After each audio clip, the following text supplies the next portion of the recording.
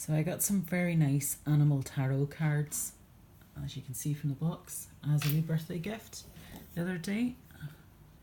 And these cards are by Doreen Virtue and Radley Valentine. They're really, really pretty cards.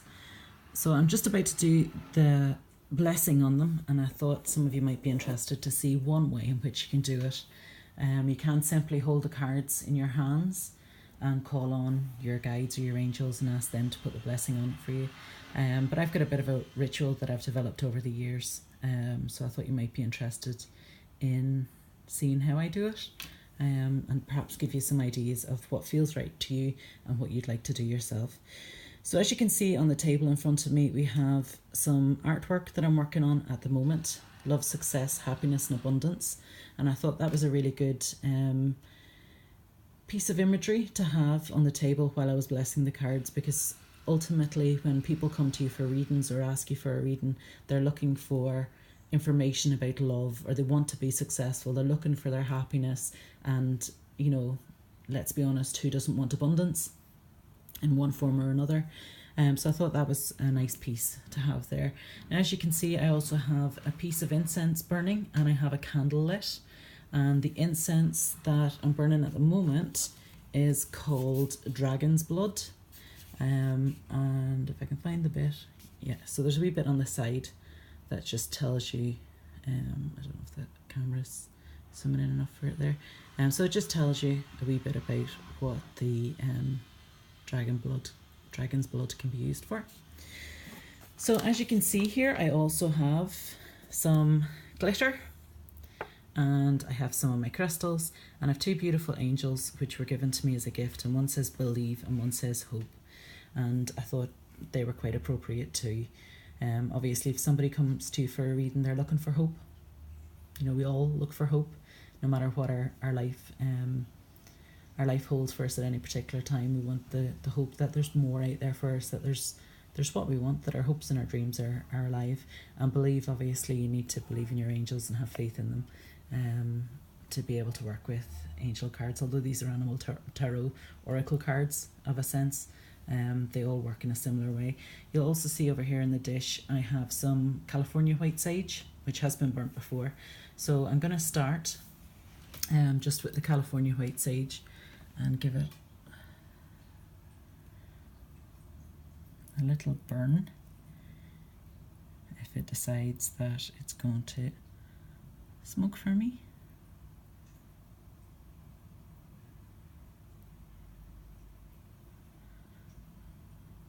Yeah, there's a wee bit of smoke coming off it there. That's a wee bit better. So now normally I would carry this round wherever I was doing, I don't know if you can see, yeah, you can see a wee bit of the smoke there. Normally I would carry it round wherever, whatever space I was clearing, but because it's for cards, what I'm going to do is remove these items off the top of these beautiful cards, and I'm going to just take a wee moment with them and just hold them in the smoke. So you can see the incense is also catching it there.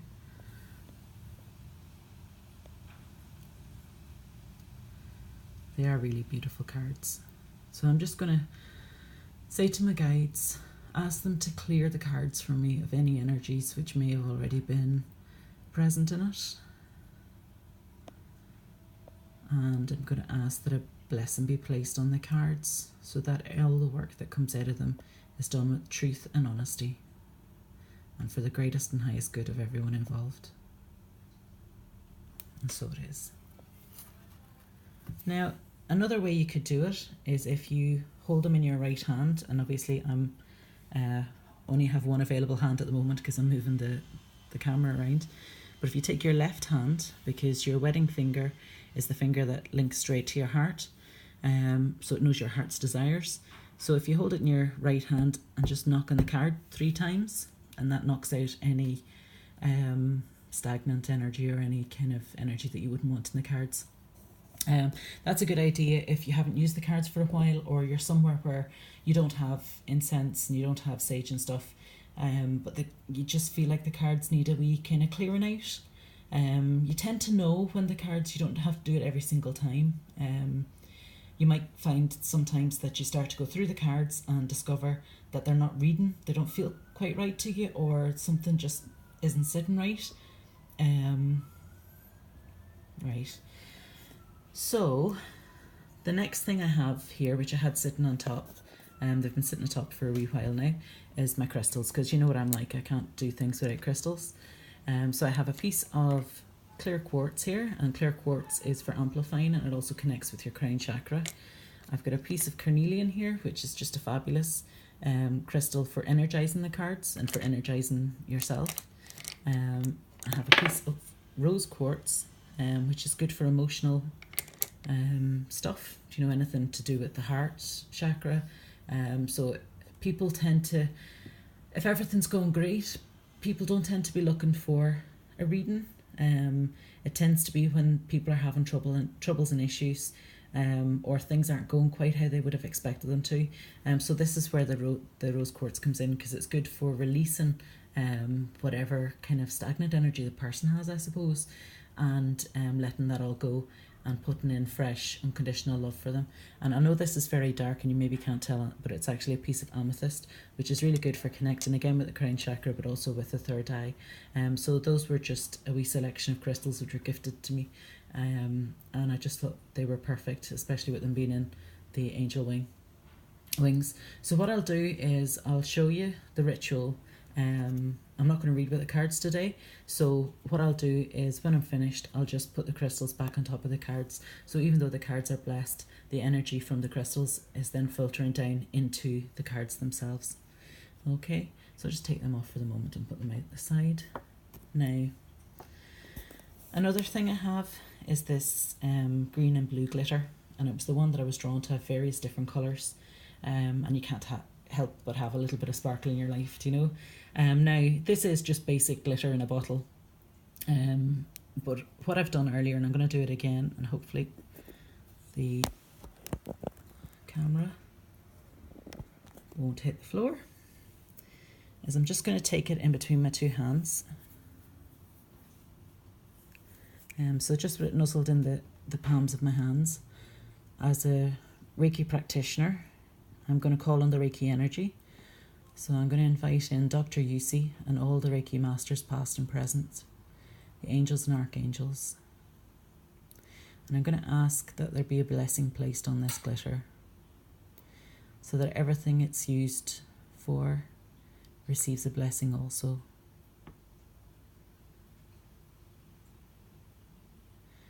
I ask that the green of the glitter brings healing and the help of Archangel Raphael. And I ask that the blue of the glitter brings communication and helps the reader and whoever's receiving the message to find the right words that they need to use to get their message across, whatever it may be.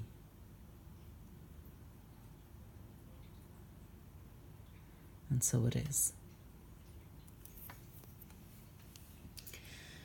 So the first thing, now I've already done this, but I'll do it again just for the purposes of the video. The first thing you always do with a set of cards, and again, this is something that you just do with the cards. It's not something that you need any special items for.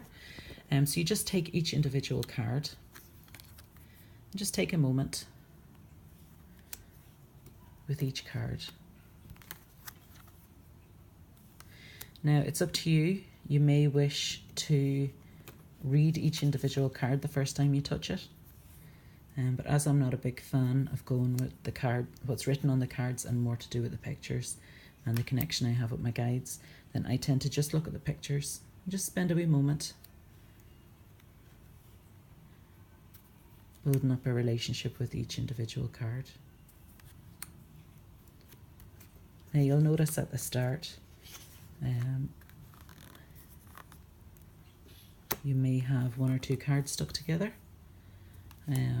so it's a good idea, and you'll see that there's no two cards of the same suit together. So what I've done is I've given them a good shuffle, but the cards are big and bulky, so I've also taken the time to look at the pictures and to make sure that they're all divided up, so that if there's a light blue coloured card, it's not followed by a light blue coloured card, or if there's a purple card, it's not followed by a purple card. And that just gives them an extra wee shuffle and an extra wee mix.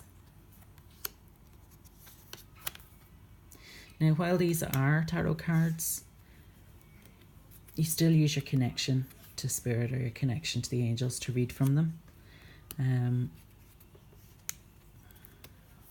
So while you may have an understanding of the tarot, that doesn't necessarily mean that will be the message that the card represents that you'll pass on to the person.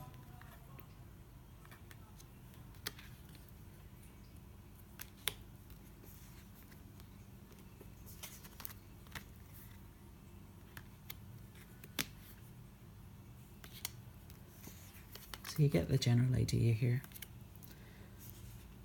I'm just going to quickly run through the rest. Like I say, I have already done this myself, and you'll see there's a couple of them that are kind of sticking to each other.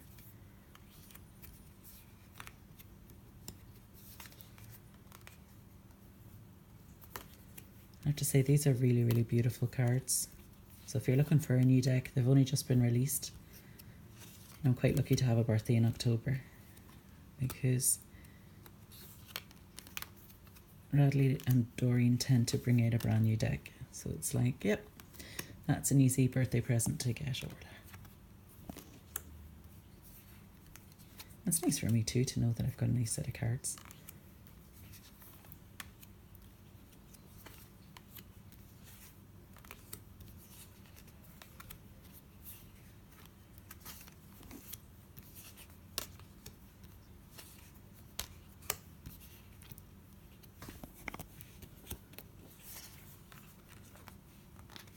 You can tell they really haven't been used because they're still sticking together.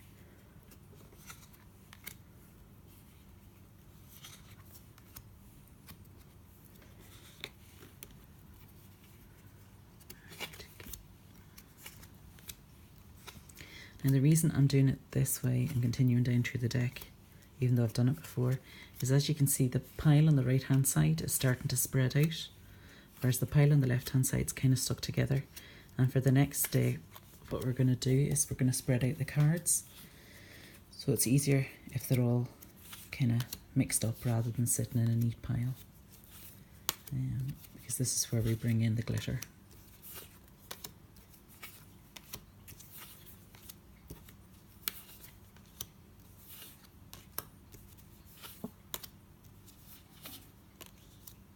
So like I say, when you're doing this with your own cards, you know yourself when you get something new, you have a good look at it.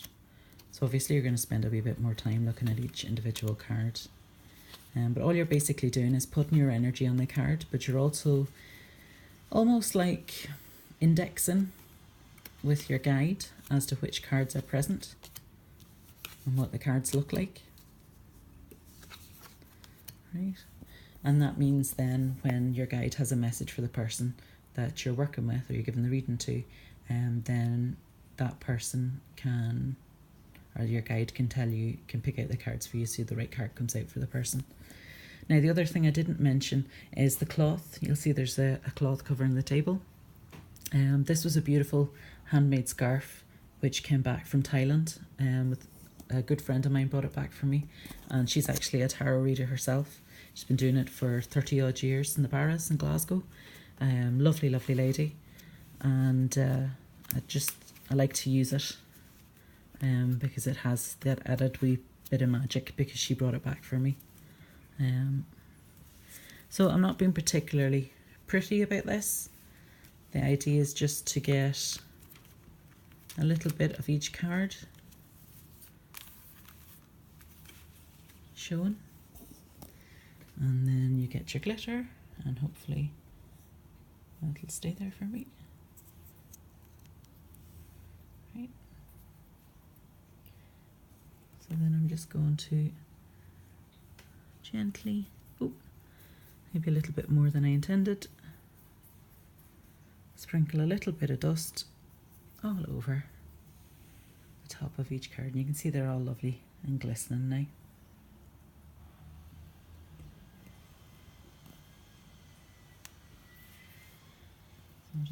back on that before I spill it everywhere. So that's basically the ritual that I go through. Like I say, I make sure I normally don't put quite so much glitter on it. But that's what I get for trying to do two things at once. Yeah, so what I do now is I'll put all the cards back together in a nice neat pile.